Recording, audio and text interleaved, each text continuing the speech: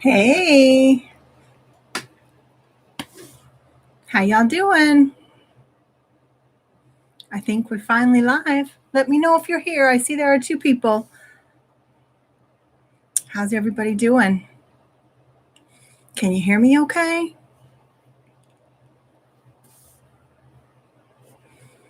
Let me know. Let me know who's here. Let me know how you are.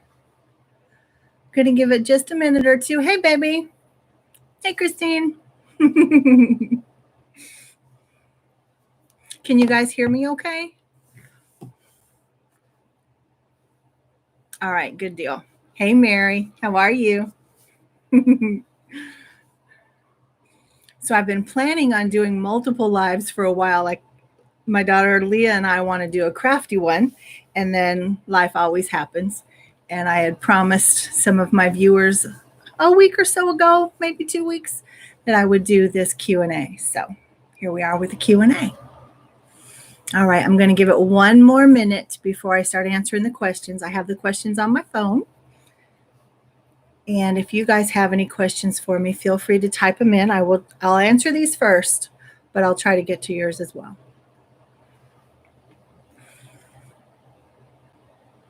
So, Leah, I know you're in Ohio, and Mary, you're in West Virginia. Christine, where are you?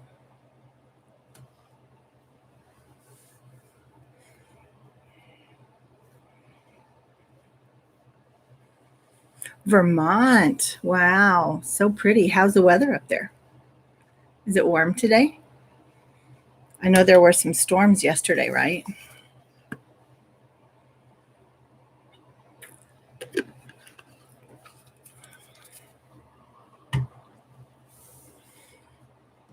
All right, it is 11:05, so I'm going to start with the questions. Gorgeous today. Good. It is here too. When I get done, I'm going to go out to the pool. Pool's my favorite thing right now. If I can't go to the beach, I want to be at the pool. All right, so this first question is from Artful Creations by Tracy. She says, "What's your favorite style of card to make?" I'm really leaning towards like the whole mixed media thing these days. I do a little bit of everything. I mean, if you guys have been with me for any amount of time. Hey, Camille. Hey, Marie. Welcome. Yeah, I do a little bit of everything. I like some critters. I love to make backgrounds. I like to use my gel print or my gel plate and make lots of prints. I have this Expandifile that's so full of prints, and I use them a lot, but I still have a lot to use. So I think that's probably my favorite thing right now is that whole mixed media thing.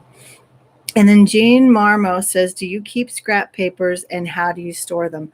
Yes, I do. Almost to a detriment. See this little right here, this little full file thing right here, that's full of scraps, and it goes in rainbow order. Even though it's grayscale, it goes rainbow order. So the top is white, and then black, brown, and gray, and then Roy G. Biv. Lots of scraps. And I'm getting better, though I'm trying not to keep everything. I used to keep like the tiniest scrap because with all the different dyes we have these days, right? You can cut out of the tiniest piece of paper. It got very overwhelming, so I stopped doing that. All right, so this question is from Lisa Spires.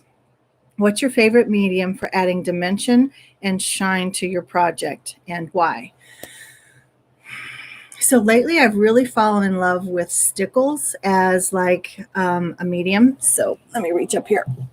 So just regular stickles gel, the dots. And I will spread that over a stencil and spread it on, but they also have little tubs of gel as well. It's a little different consistency. Like the tubs is like, I hate to use the word, but it's almost like snotty. It's weird, but it spreads on nice and it makes the most beautiful shine. Stickles, I think right now in terms of shine and that type of thing are my most current obsession. In terms of dimension, that does add dimension, but like if you're talking 3D, like layering, then I just use fun foam. I have a bunch of different fun foam from Walmart. Some of it is pre-stick, some of it is not, and it's varying thicknesses as well. Or I might use the strips. You'll see those from Doris, and double-sided foam tape, foam squares, lots of different things. in that regard. So, all right. So Miss Shartle, Shartl, Shartle. I hope I'm pronouncing that right. So she says she has a lot of questions because she's still a very basic stamper and card maker. Her question is about loose glitter. Do you ever use it? And if so, how do you get it to stay on your cards and not get all over the place when you mail it? So I've recently been introduced to this glue called The Best Glue Ever by Scrap Perfect, and it makes the most beautiful glitter paper. Like, I don't like using glitter, but you spread this glue over your cardstock, you sprinkle the glitter on, you set it aside and let it dry. Beautiful glitter paper. But to just use it, no, I don't. Like, I've seen Jennifer McGuire do some amazing things through stencils and like that two-sided adhesive, that paper. I don't really use that very much, but I've seen her do some work with that and made some beautiful, beautiful glitter work. But no, not my thing really. And then she says, do you seal the design after you're done, or is there a trick that I don't know about? No, I never seal anything. And with this particular glue, very little of the glitter rubs off. In fact, I just have a video going live tomorrow where I compare and contrast a little bit of a old Stampin' Up! Glitter paper and the glitter paper that I make with this glue. And it's wow glitter and very little rub off. So I've not found a need to seal. What about you guys? Do you guys like to use glitter? Do you have trouble with it like coming off, rubbing off, or do you ever seal it? Anything like that? Let me know. And then her last question is, how do you adhere ribbon to your cards? Do you just tie it on or use adhesive? It really just depends on what I'm doing. If I'm wrapping it around, say if this is the card and I'm wrapping it around, then I'll just tie it and I'll probably put like some wet glue or a glue dot just to hold it in place. If I've tied the bow and then I'm adhering it, then same thing, either some wet glue or a glue dot. And I'll usually hold it in place with my double-sided or my reverse tweezers. Just kind of clip them on like that and hold the bow in place till it's dry. Pretty easy. Miss Cordelia says, how did you start card making and how long have you been doing it? So, gosh, I've been card making and stamping since my two youngest were like in kindergarten. Leah, does that sound about right? Because I think Chelsea and Mara were kindergarten, first grade, something like that. So it's been a long time. So Chelsea is 29, Mara would be 27. So it's been a long time. I've been stamping a long time. And so I started because I was getting to know other moms in the line at school to pick up my kiddos. And one of those moms was a Stampin' Up! Demo. So we got to talking. They invited me over. All right, good deal. So my memory's not too bad, Leah. Thanks.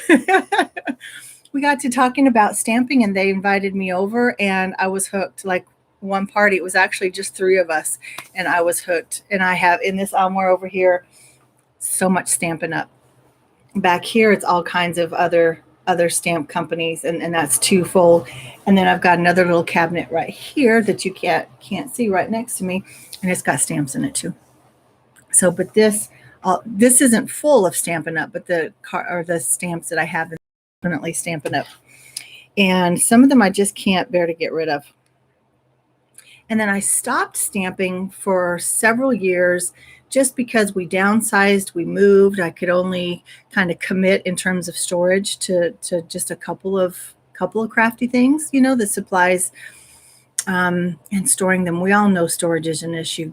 Having this room is a huge luxury for me. So yeah, I never could have had this amount of supplies before. But long story short, I stopped. And then when my youngest daughter passed away, I decided, okay, are you going to wallow in grief or are you going to do something again? So what did you used to like to do? So stamping. So I started again. I had a Stampin' Up! Party. I invited people into my home. I actually became a Stampin' Up! Demo for a short time and decided that wasn't for me. Sales isn't for me. I'm just not a salesperson. I do what I like, and yeah, but I have not turned back. I think that, I think Mara would be happy that I'm honoring her through my stamping and through my creativity and my art. And Leah, you guys see Leah Lee up there. That is my stepdaughter, Leah. And we're kind of reconnecting and getting closer again through our crafting. And we don't do the same crafts usually, and we do them very differently. But yeah, we're definitely getting closer through this. So Leah says glitter for gel pulls, folk art, dragonfly glaze. Baby, you're going to have to tell me more about that. You know what I saw the other day at Michael's Bunny Trail? Unicorn spit. Have y'all heard of unicorn spit paint? Like, I need this in my life. So we're going to have to do some of that and probably do a video with that. Leah, have you heard of unicorn spit? They have, I think, 6 that are like this glittery goodness. So, you know, who was it asking me about glitter? Miss Chartle. I might have to introduce her to unicorn spit if it's any good. All right, moving on. Miss Heidi Lilly, for you. What's the easiest way to do layered sentiments to get them lined up perfectly? If I had that answer, I might be Jennifer McGuire. Marie, you've heard of unicorn spit, and Leah, you've heard of it as well. Guys, maybe we need to do a collab. What do you think? A unicorn spit collab. Mary, too, you're wondering about it? All right, let's do some investigation about unicorn spit. I'm excited. Yes. All right, so Heidi, I know you're not on here right now, but girl, if I knew how to layer sentiments, yeah, I would be Jennifer McGuire, because I am not good. Perfection. You guys hear me say perfection is a fallacy. Don't believe in it whatsoever. And lining up those little sentiments, that's difficult for me. That takes perfection, and that's just not who I am. But I never get it right, so I just kind of go with the what's it called when you just have them kind of layering over each other with the shadow in behind. I try to do it purposefully, and even that's a mess. But some of the let me see if I can't pull something out. You know, when they have the shadow around it. Nope, that's not a good option. I don't know where my good options are. Sorry, normally everything's right here. Okay, so these are the Honeybee Bitty sentiments. Is that bitty buzzwords? So they have the word, and then it has the shadow. I've been layering the shadows, so I'm still getting that dimension that we all like and love so much, but I don't have to fuss with the letters, because the letters are just hard for me. So, okay, that's one of Heidi's questions. And she said, if something horrible were to happen and you could only have one stamp, one stencil, one ink, one coloring medium, so a total of 4 things plus your paper, what would you choose? I know that's a hard one, I'm betting. Yeah, that's a hard one. I'm sorry, I'm reading Mary's comment. I like a little offset with black or white behind. Yeah, I do too. And it looks purposeful and it looks nice, right? So you don't have to be perfect and try to get all those layers to line up, because that's just difficult. So that's definitely a good option, Mary. So to answer Heidi's question, one stamp, I don't know. I have this big, beautiful mandala from Art by Marlene that I absolutely love. That might be one, because I love mandalas. One stencil would probably have to be like a bigger one, like a 6x9, and probably polka dots. And there are several from A Colorful Life Designs that I just adore. It would probably be one of those, or a brick. You know, I have this big, massive brick from Clarity Stamps. Let me see if I can pull that out. There are some mandalas here as well. So I don't know how well you guys can see this brick stencil. Isn't that awesome? But of course, you know, you can't do brick for something soft. But then I have this one as well. That could be versatile for just about anything, and depending on how you use it. But my knee jerk says it would be a polka dot, some type of polka dot. And then what was her other? Okay, so one stamp, I'll say the mandala. One stencil, we'll say polka dot. One ink, I would probably have to go with VersaFine Onyx Black, because that's, you know, multi-purpose. and one coloring medium. So a total of 4 things. Do I want to go with my watercolors or do I want to go with my Everblends? I think the watercolors, I think they would go further. If that was all I ever had was watercolors, yeah. So over here, over my head, this row right here, I think, is all Brutus Monroe, what does he call them? Aqua pigments. So I have a bunch of those. And then over on this side, I have several different palettes in there. I have an Altenew palette. I have an Arteza palette. I have, this one is a Michaels palette. I have several different palettes in there. One's just like a cheapo Prang or Crayola, but they work, right? They work. So if that was all that I could use, I think it would be watercolor. All right, and my friend Miss Joan Orloff says, my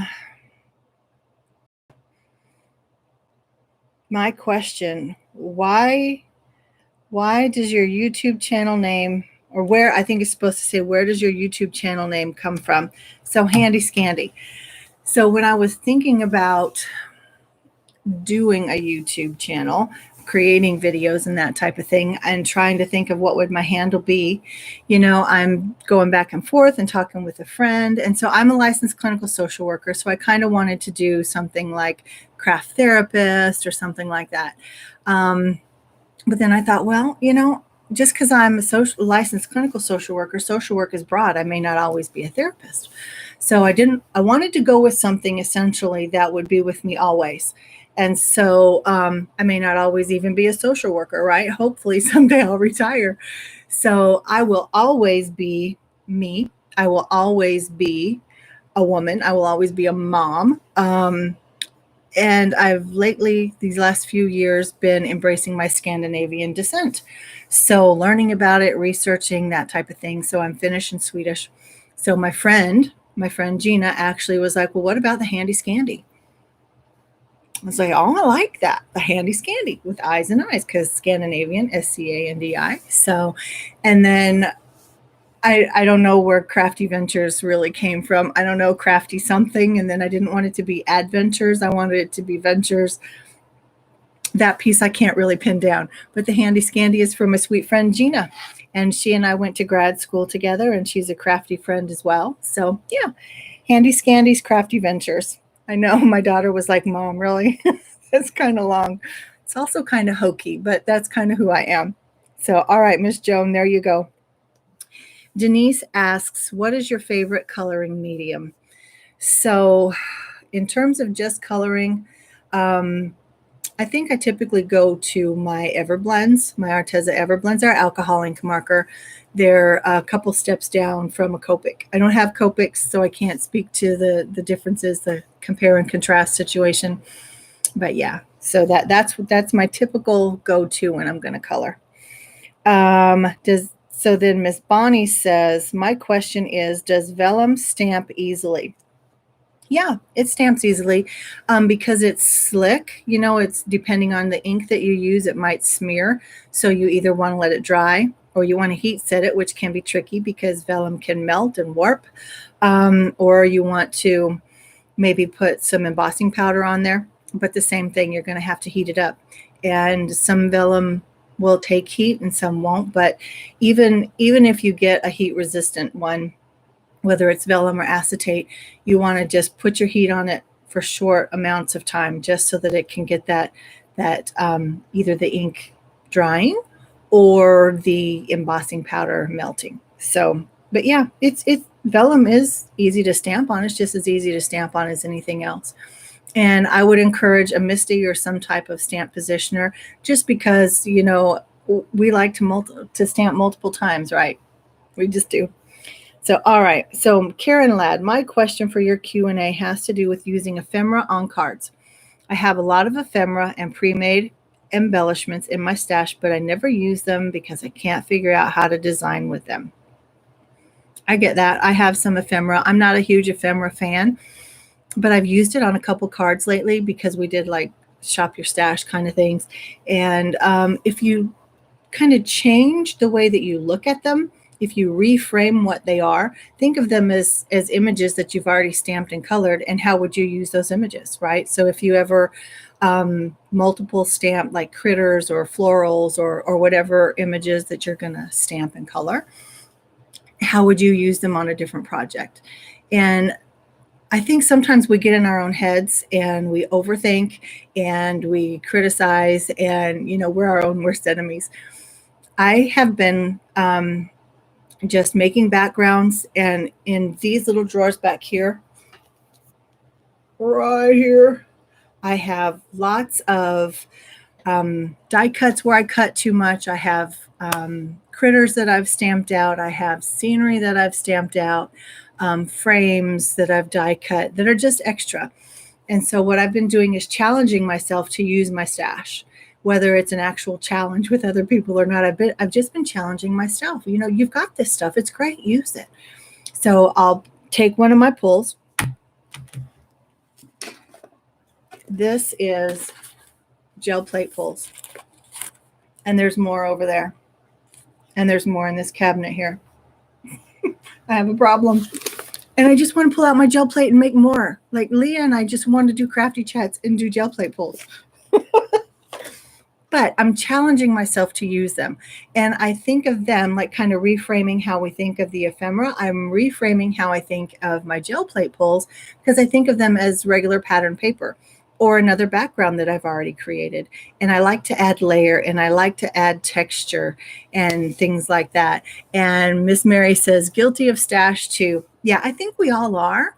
But I'm just trying to challenge myself to use it. We've got all this great stuff. And then I keep shopping, like I need to shop anymore. No, I don't need to shop. I have 2 new things over here from Hero Arts. I have some Mama Elephant and Route. And I have all of this whole room. Anyway, show myself some grace, right? No judgment.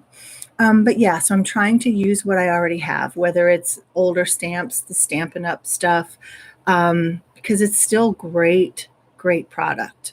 So use a stash, pull out those ephemera pieces, pull out those die cut pieces that you've already cut, and the images that you've already colored and cut out.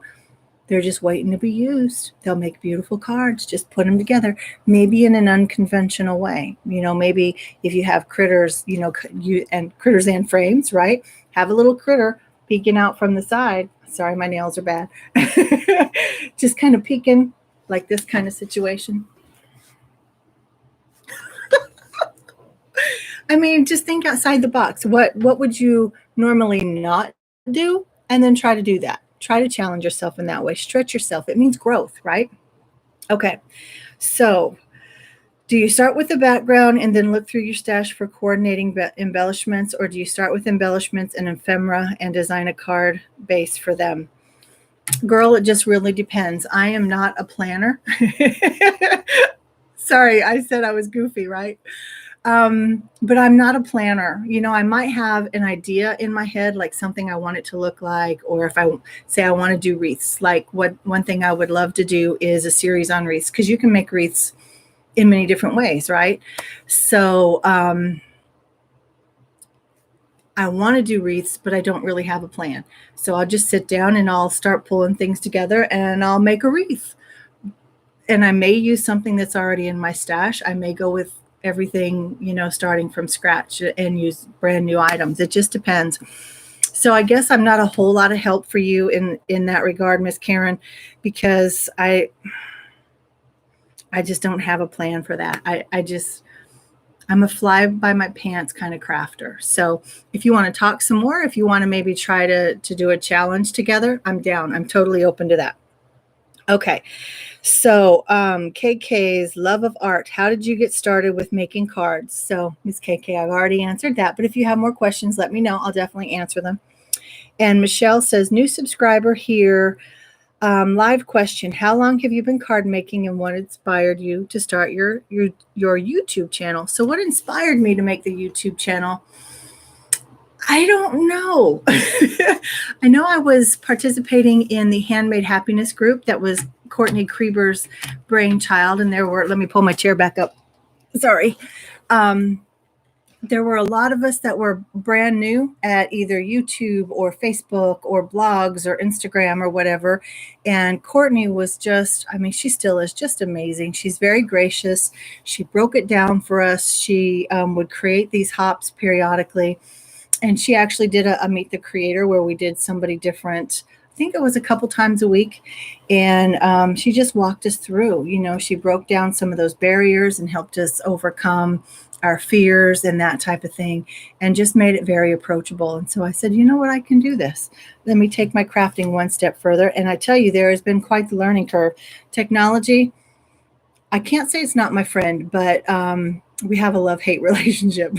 It's great when it works. Hey, Miss Amy, welcome. So yeah, definitely a love-hate relationship with the technology. I have a new laptop, but I didn't spend a lot of money on it. So I still have the lagging and the crashing of programs and things like that. You get what you pay for, and you have to know what you need, which requires some research and some planning, and that I struggle. So, okay. Pod Popper's Place. What kind of inside sentiment do you use for ephemeral pieces? I always feel baffled. Or do you leave it blank? Typically on the insides of my cards, I leave them all blank. Every now and then I might feel like, oh, I need to add something on the inside of that. Very seldom do I put a sentiment inside. In fact, I have 3 cards here that I made this weekend. And my daughters and I did a chat the other night, and using my Pink Fresh stencils.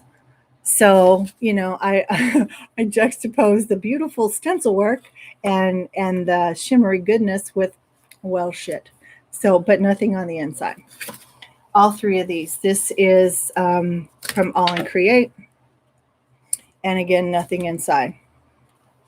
And this is one more. I usually do put a stamp on the back and sign them, because a lot of people at work take my cards. I don't usually sell them. Don't laugh at me, Amy. Or are you laughing at the juxtaposition of the sentiment with the pretty flowers? Yeah, I thought it was funny. And that sentiment and it's the little things, those both come from Impression Obsession. And yeah, and another one of my friends, Miss Dina, she actually, I want to say she did both of those sentiments, and she's an artist.